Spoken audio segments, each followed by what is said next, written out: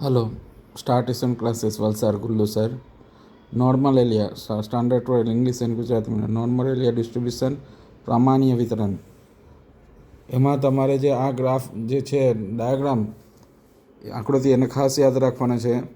આ જે ફિગર જે છે બેલ શેપ ઘંટાકાર બરાબર, એમાં આ 0 એટલે કે mu median and mode any left સાઈડે 0.5 એટલે 0.5000, એની રાઇટ સાઈડે 0.5 એટલે 0.5000, એટલે હોલ પ્રોબેબિલિટી જે છે તે 1 થાય એટલે 0.5 પ્લસ 0.5 ઇઝ ઇક્વલ ટુ 1. તો આખો જે છે એરિયા એ 1 થશે.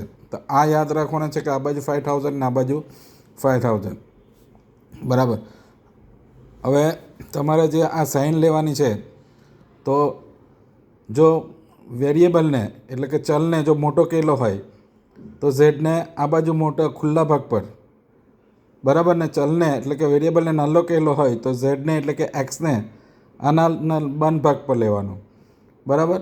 જો ઝેડ એટલે કે એક્સ ખુલ્લા ભાગ પર હોય, ઓપન પાર્ટ પર હોય, તો એ બિગ છે એટલે કે રાઇટ સાઈડે મૂવ થવાનો ઝેડની વેલ્યુ જ્યાં આવે ત્યાંથી, ઝેડની ફોર્મ્યુલાથી ઝેડની વેલ્યુ ફાઇન કરીને બરાબર રાઇટ સાઈડે મૂવ થવાનો જ્યાં એનો પિલર આવે ત્યાંથી. ને જો ઝેડ એટલે કે એક્સ આ બાજુ હોય, બંધ પાર્ટ પર હોય આ સાઇડના, એટલે કે લેસ વેલ્યુ હોય તો બંધ પાર્ટ પર લેવાનો હોય, મોર વેલ્યુ હોય તો રાઇટ પાર્ટ પર લેવાનો એટલે કે ઓપન પાર્ટ પર લેવાનો બરાબર. તો જો ઝેડ એટલે કે એક્સ સ્મોલ હોય, લેસ હોય, તો જ્યાં બી તમે પિલર ડ્રો કર્યો એનો ઝેડનો તેની લેફ્ટ સાઈડે મૂવ થવાનો, એટલો એરિયા તમારો શેડો પાર્ટ મળશે. તો એના બેઝ સમ જે છે તે સેક્શન ડીમાં છે. સેક્શન ડીનો 4th સમ છે, તેમાં મ્યુ એટલે કે મીડિયન આપેલો છે 50, ને વેરિયાન્સ આપેલો છે એટલે સિગ્મા સ્ક્વેર 9 છે, તો then sigma is equal to root કરવાના એટલે 3 મળશે બરાબર. હવે પહેલો તમને આપેલો છે તે 50 ને 53ના વચ્ચેનો ફાઇન કરવાના છે, બિટવીન 50 એન્ડ 53. તો એક્સ એના વચ્ચે લેવાનો એટલે 50 થી બિગ ને 53 થી સ્મોલ. તો આને x1 લેવાનો અને z1 ફાઇન કરવાનો. z1 is equal to x1 minus mu upon sigma. તો x1 50 minus mu 50 divided by 3 એટલે 0. ને આને z2 લેવાનો. z2 is equal two x2 minus mu open sigma. તો z2 53 માઇનસ 50 ડિવાઇડેડ બાય 3 એટલે 3 ઓપન 3 એટલે 1. હવે આ જે છે તે ફેરવાઈ ગયો, આ x1 z1માં કન્વર્ટ થઈને 0 થઈ ગયો. પછી આ x છે તે કન્વર્ટ થઈને z થઈ ગયો. આ x2 કન્વર્ટ થઈને z2 એટલે કે 1 થઈ ગયો. તો આનો એરિયા ફાઇન કરવાનો. તો એનો આ ડાયાગ્રામ છે. તો 0ની જે 1 આવ્યો, 0 to 1 આ એરિયા આપણે ફાઇન કરવાનો છે. તો 0થી z કેવો એ જોવાનો. ઓપન પાર્ટ પર છે એટલે 0થી મોટો એટલે બિગર છે, એટલે 0થી રાઇટ સાઈડે મૂવ થવાનો. ને 1થી z કેવો, તો 1થી z કેવો છે, બંધ પાર્ટ પર છે z એટલે સ્મોલ છે, એટલે 1નો જે પિલર છે એનાથી લેફ્ટ સાઈડ, એટલે આ બે પાર્ટના વચ્ચે જે આવે આ એરિયા આપણે ફાઇન કરવાનો.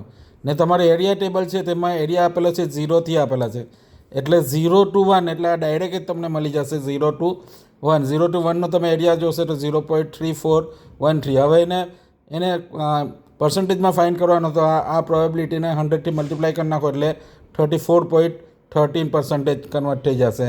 ને કેપિટલ એન આપેલો હોય ને નંબર ઓફ પ્રોડક્ટ કે નંબર ઓફ સ્ટુડન્ટ કે નંબર ઓફ પર્સન ફાઇન કરવાનો, તો કેપિટલ એન આપેલો હશે તો તને કેપિટલ એનથી મલ્ટીપ્લાય કરી નાખો એટલે એન મળી જશે બરાબર.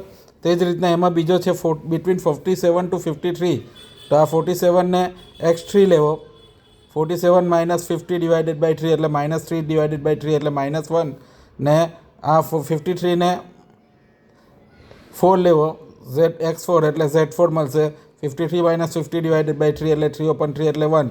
તો -1 ને +1ના વચ્ચે જે છે એરિયા તે આવશે બરાબર. તો -1થી જો z કેવો છે ઓપન પાર્ટ પર એટલે બિગર, તો -1થી રાઇટ સાઈડે મૂવ થવાનો. ને +1થી જો z કેવો છે બંધ પાર્ટ પર છે એટલે લેફ્ટ સાઈડે મૂવ થવાનો. એટલે આ જે બિટવીન એરિયા આવ્યો આ તમારે એરિયા ફાઇન કરવાનો.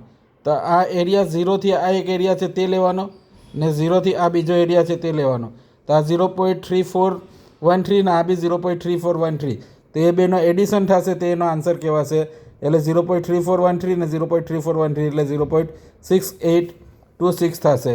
એટલે જો આને તમારે લખવું હોય સાઇનમાં, તો આ બાજુ -1 છે તે લખી દો, ને આ બાજુ 0 છે તે લખી દો, એના વચ્ચે z લખો, પછી સાઇન આ પાડી દો, અહીંયા બી આ પાડી દો સાઇન, ને અહીંયા બી આ સાઇન પાડી દેવો. તો આને તમે સાઇનમાં લખી નાખો. બરાબર, આ સાઇનમાં લખાઈ ગયો. હવે પ્લસ બાકીનો પ્લસ કરવાનો છે ને. શેડો પાર્ટ જો એના બે મળીને શેડો પાર્ટ બને છે ને, તો આ 0 છે લેફ્ટ ટુ રાઈટ. બરાબર, તો 0 લખી દેવો ને આ બાજુ 1 છે તે લખી દેવો ને વચ્ચે z લખી દેવો ને પછી આ સાઇન પાડી દેવો. એટલે તમારે એ સાઇનમાં તમારો તો લખાઈ ગયો. બરાબર, નહીં તો એના વર્ડિંગમાં બી લખી શકાય. બરાબર, area between 0 to -1 and area between 0 to 1 એને તમે વર્ડિંગ કરીને પછી બી આ વેલ્યુ લખીને તમે આન્સર ફાઇન્ડ કરી શકો. બરાબર છે. ચાલો, એના પછી કેટલાક સમ છે. એમાં 5th સમ છે, એ બી એક ટાઈપનો છે. બરાબર, હવે એમાં જે આપણે મ્યુ ને સિગ્માની વેલ્યુ ફાઇન્ડ, તો જે z1 છે તે -1 આવે છે અને -1 થી મોડ છે એટલે x મોડ છે તો z બી કેવો થશે? x મોડ છે તો આ z બી કેવો થશે? મોડ થશે. x ને z માં કન્વર્ટ કર્યો હતો એટલે -1 એનાથી મોડ એટલે એની રાઈટ સાઈડ મૂવ થવાનો એટલે આ રાઈટ સાઈડનો બધો પાર્ટ આવશે. બરાબર, તો આ રાઈટ સાઈડનો પાર્ટ બધો આવશે એના રાઈટ સાઈડ મૂવ થશે. તો આ જે છે આ 0.5000. બરાબર, આ 0.5 એટલે 0.5000 એ તો આવવાનો શેડો પાર્ટમાં. બીજો આ આવે છે 1 સુધીનો, એ -1 હોય કે +1 હોય 0.3413 જ આવશે. તો એ બેનો એડિશન 0.3413 ને 0.5 એ બેનો એડિશન કરીશું. બરાબર, એટલે 0.3413 પ્લસ 0.5000 એ બેનો એડિશન કરશું તો 0.8413 આન્સર આવશે એનો. બરાબર, એ જ રીતના આ લેસ છે 130 થી લેસ લેવાનો છે એક્સને, તો ઝેડ લેસ થઈ જશે. 130 મૂકશે તો એ 2 આન્સર આવે છે. ઝેડમાં કન્વર્ટ કરીએ તો એક્સ લેસ છે તો ઝેડ બી લેસ રહેશે. કોના કરતાં? 2 કરતાં. તો 2 પોઝિટિવ છે એટલે એક્સ 0ની રાઈટ સાઈડ આવશે. એનાથી લેસ એટલે એની એ જે 2 છે તેની લેફ્ટ સાઈડનો બધો પાર્ટ આવશે. કેમ કે 0 ત્યાં અટકવાનો નહીં મળે 0 પાસે, કેમ કે 0 તમારા બે ફેક્શનમાં આવતો નહીં મળે, અંદર આપેલો નહીં મળે કે 0 થી બિગર કે સ્મોલ. તો એક આ પાર્ટ આવશે 0.5000 ને બીજો 0 to 1 2નો પાર્ટ આવશે એ. બરાબર, તો આ 0 to 2 એનો એરિયા ટેબલમાં જોશે તો 0.4772 આવશે અને આ 5000 એટલે બેનો એડિશન કરશે તો 0.9772 આવશે આન્સર. આ સિવાય આ ચેપ્ટરમાં સમ નંબર 6 ઇમ્પોર્ટન્સ છે સેક્શન ડીનો.